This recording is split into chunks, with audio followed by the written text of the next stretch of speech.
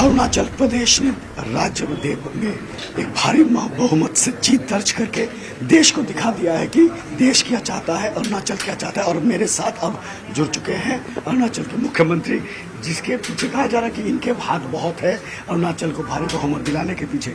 41 seat 19 में था, अब 24 में 46 हो गया है। तो इस भारी बहुमत के पीछे क्या है समझ? तो बीजेपी का कितना योगदान है, लोगों का योगदान है, मोदी का कितना योगदान है? जी इस बार अरुणाचल प्रदेश में एक नया रिकॉर्ड भारतीय जनता पार्टी ने बनाया है।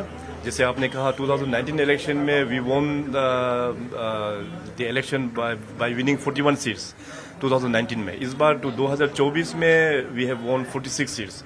सो ये एक इंडिकेशन है टुवर्ड्स विकसित अरुणाचल, ये एक इंडिकेशन है टुवर्ड्स विकसित भारत।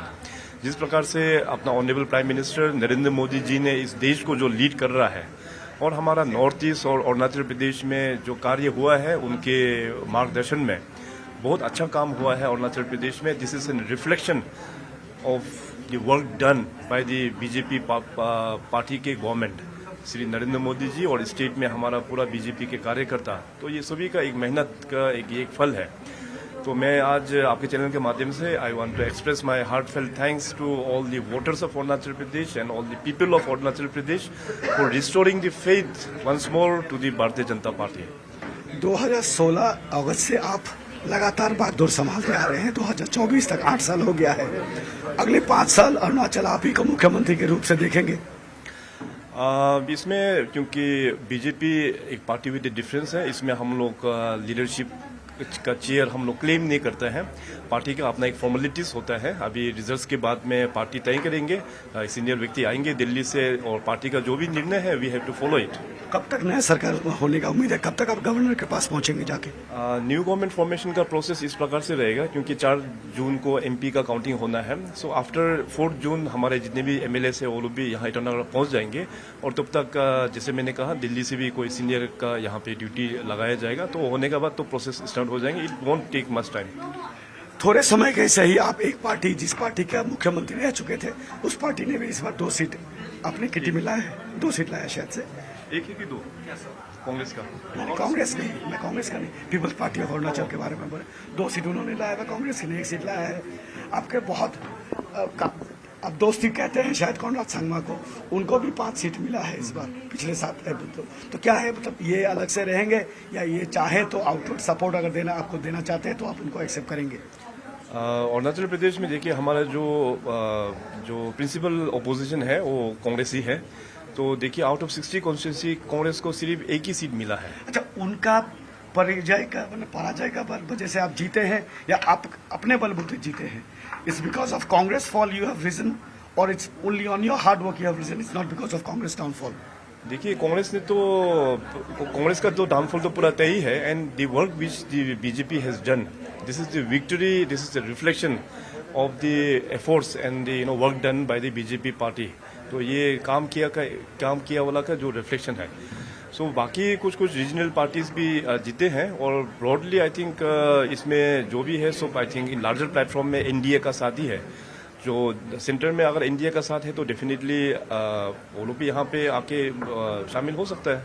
वो लोग they can extend their support, it's okay. अगले 5 साल में 3 ऐसा काम जो आप करना चाहेंगे प्रायोरिटी के साथ?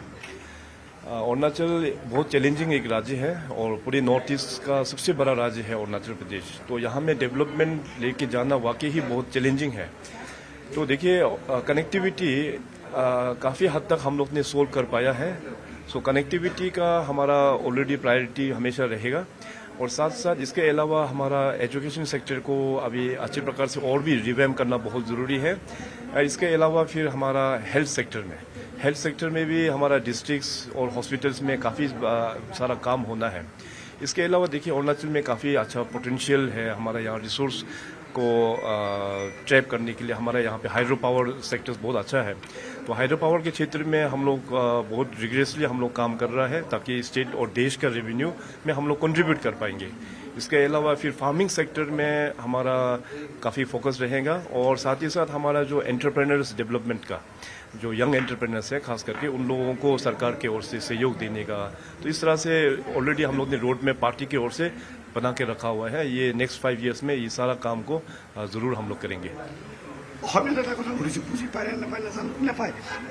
बात है कि असम अरुणाचल का बॉर्डर इशू एक चल ही रहा है, वो एक सॉल्व करना बात है। इलेक्शन के दौरान चकमा हाजों का रिहेबिलिटेशन का बात एक निकल के आया था। अभी के एमपी ने कहा था कि शायद असम को बहुत सारा बर्डन लेना पड़ेगा। तो ये सारे चंद असम के साथ मुद्दे हैं, उनको किस तरीके से सॉल्व करने का सोच रहे हैं? आपने ठीक ही मेंशन किया, क्योंकि असम और अरुणाचल का जो बॉर्डर था वो लंबा असर तक around I think more than 70 years से ही वो पेंडिंग चल रहा था। सो भारतीय जनता पार्टी का सरकार केंद्र में आने के बाद, असम में आने के बाद, अरुणाचल में आने के बाद, तो हम लोग ने तय किया है कि माननीय पीएम साहब ने कहा कि इसको आप लोग कोर्ट में जाके सोल्व कर नहीं पाएंगे, इसको आपस में मिल के बैठ के सुलझाना चाहिए। So on the advice of honourable prime minister and our home minister Shri Amit Shah ji, तो असम के सीएम साहब हेमंत जी और हम लोग ने पूरे बैठ के दोनों राज्य की ओर से we have constituted regional committees. So उस आधार पे हम लोग ने विलेज वाइज तो इस ऑल सॉर्टेड आउट। अभी कुछ एरियाज में बाउंड्री का डिमार्केशन करना है, वो भी आई थिंक अभी बहुत जल्दी, क्योंकि इलेक्शन कंप्लीट हो गया है, सरकार फॉर्मेशन होने के बाद उस चीज़ को भी हम लोग आगे बढ़ाएंगे। सो दूसरा जो क्वेश्चन आपने जो रखा है रिगार्डिंग चकमा वाला जो मैटर है, सो चकमा एरियाज में मैं जो टूर करता हूँ, मैं भी जाके विजिट किया है, उनका कंडीशन बहुत ही खराब कंडीशन है।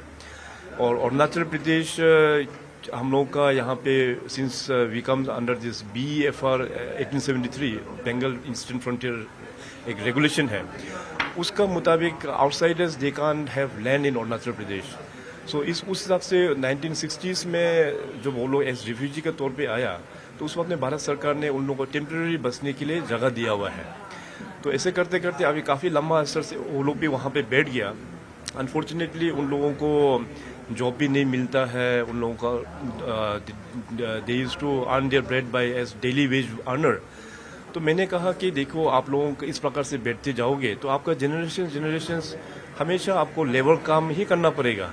तो अभी हम लोगों को प्रॉब्लम सोल्व करना है, आप लोग भी यहाँ में कब तक बैठोगे? तो अभी इस मैटर को हम लोग ज़रूर भारत सरकार के साथ में हम डिस्कस करेंगे एंड डेफिनेटली भारत सरकार भी चाहेंगे कि उन लोगों को भी मदद करेंगे, चकमास को कहीं भी रिहेबिलिटेट करेंगे। ये अभी तय नहीं हुआ है, तो हम लोग बात रिहेबिलिटेट नहीं हो सकता है। यहाँ पे ऑलरेडी मैंने जो कहा है एक टेक्निकल BEFR के अंदर में आता है, तो इस रूल्स का हम लोग उल्लंघन कर नहीं पाएंगे, क्योंकि इट्स इन ट्राइबल स्टेट और उस BEFR के आधार पर यहाँ पे बाहर के लोग यहाँ पे जमीन ऑक्युपाई करने से ऐसा और एक कॉन्टेंशियस इश्यू है यहाँ पे, जो अहोमिया अरुणाचली है खुंसा साइड में, उस साइड में, तो उनका जो परमानेंट रेसिडेंशियल सर्टिफिकेट है, उसका PRC का एक बहुत बड़ा मसला है, उसका कोई सॉल्व हो सकता है या वो भी बस ही रह जाएगा?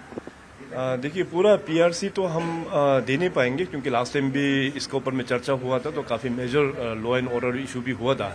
मगर उस दिशा में इस बार ऑलरेडी हेमंत जी जो यहाँ अरुणाचल में आया, ऑनरेबल चीफ मिनिस्टर आसाम, उन्होंने अनाउंस करके गया है कि जितने भी जो आसामीज अरुणाचल में जो बसे हुए हैं उनका PRC जो है वो आसाम से ही दिया जाएगा, और नौकरी में भी हो, मेडिकल कॉलेज में भी हो, उनको वहाँ पे अपॉर्चुनिटीज़ देंगे। ये आसाम की ओर से ऑलरेडी इस प्रॉब्लम को एड्रेस किया हुआ है।